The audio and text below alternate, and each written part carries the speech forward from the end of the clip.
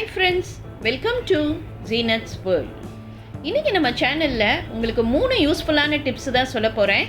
இப்போ நம்ம first tip என்னன்னு பார்க்கலாம். நான் இங்க ஒரு பிளாஸ்டிக் பவுல் எடுத்துர்க்கேன். அதில நம்ம கொஞ்சமா கல்லுப்பு எடுத்து போடுவோம். இந்த கல்லுப்பு எடுத்து போட்டுட்டு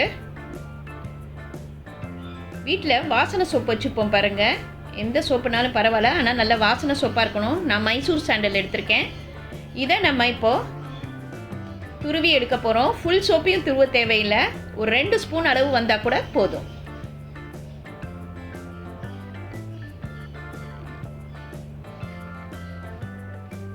சும்மா கொஞ்சமாக அதை துருவி எடுத்துக்கோங்க.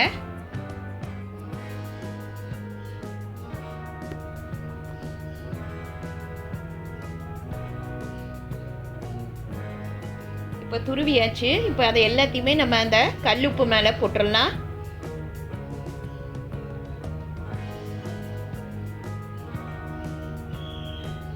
இப்போ அதோட மூடி எடுத்து நம்ம மூடி வச்சிடலாம். இப்போ நம்ம கேஸ் அடுப்பில் கத்தியை வச்சு நல்லா சூடு பண்ணிட்டு நம்ம ஒரு 6-7 ஹோல்ஸ் போட போகிறோம். இந்த மாதிரி 6-7 ஹோல்ஸ் போட்டிங்கன்னா அந்த கல்லுப்பும் அந்த சோப்பு தூளும் அந்த இதுவும் சேர்ந்து நல்ல வாசனை வர ஆரம்பிச்சிரும். பாத்ரூம்லையோ இல்லை பெட்ரூம்லையோ இல்லை ஹாலில் கூட வைக்கலாம். அதோட இந்த கல்லுப்பு வச்சுருக்கறனால வீட்டுக்கே ஒரு பாசிட்டிவ் எனர்ஜி கிடைக்கும், நல்ல வாசனையும் கிடைக்கும். கண்டிப்பாக இந்த டிப் உங்களுக்கு யூஸ்ஃபுல்லாக இருக்கும்னு நினைக்கிறேன். ட்ரை பண்ணி பார்த்துட்டு சொல்லுங்கள். செகண்ட் டிப் என்னென்னா, நம்ம வீட்டில் இந்த மிக்ஸி ஜாரில் நம்ம யூஸ் பண்ணிகிட்டே இருக்கிறதோட இந்த பின்னாடி பார்த்திங்கன்னா ரொம்ப அழுக்காக பார்க்கவே அசிங்கமாக இருக்கும். இதே மாதிரி அழுக்கோடு வச்சுருந்தோன்னாலும் அது ரிப்பேர் ஆக கூட சான்ஸ் இருக்குது. அதுக்கு ஒரு ஈஸியான டிப் சொல்கிறேன் பாருங்கள். டூத் பேஸ்ட் எடுத்து நம்ம இந்த பின்னாடி சைடில் ஃபுல்லாக எல்லா இடமும் நல்லா படுற மாதிரி தடவி விட்டுறணும். முதல்ல பேஸ்ட் எடுத்து எல்லா இடமும் அப்ளை பண்ணிடுங்க. நல்லா தேய்க்க கூட தேவையில்லை. ஃபஸ்ட்டு முதல்ல நம்ம இதை எல்லா இடமும் நல்லா படுற மாதிரி அப்ளை பண்ணிடலாம்.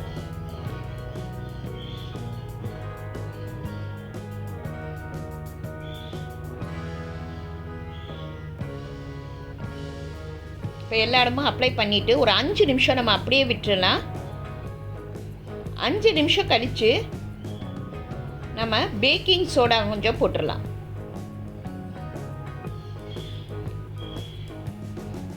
பேக்கிங் சோடா 1 ஸ்பூன் போட்டாச்சு.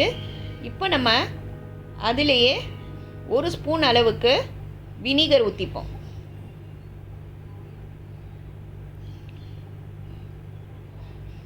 நல்லா நுரைச்சி வருது பாருங்கள். இப்போ நம்ம சாதாரண தண்ணி இருக்குது பாருங்கள், அந்த தண்ணியை கொஞ்சமாக ஊற்றிக்கோங்க. இப்போ இதையும் ஊற்றிட்டு ஒரு 5 நிமிஷம் அப்படியே விட்டுறலாம். இப்போ நம்ம வீட்டில் ஒரு பழைய ப்ரஷ் எடுத்துக்கோங்க. அதை வச்சு இதை லேசாக தேய்க்க போகிறோம். ரொம்ப கூட டைட்டாக தேய்க்க தேவையில்லை. நம்ம பேக்கிங் சோடாலாம் போட்டுக்கனால அது அழுக்கே அப்படியே ஈஸியாக வந்துடும்.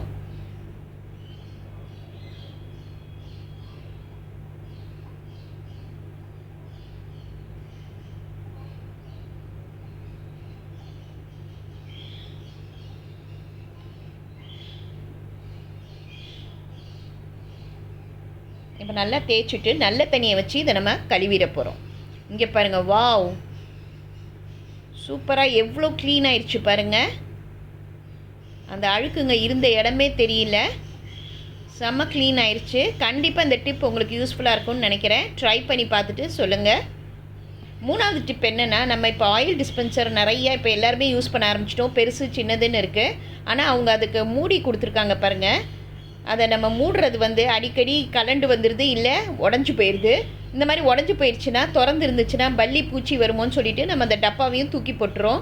அதுக்கு ஒரு சூப்பரான சிம்பிளான ஒரு டிப்ஸ் தான் சொல்ல போகிறேன்.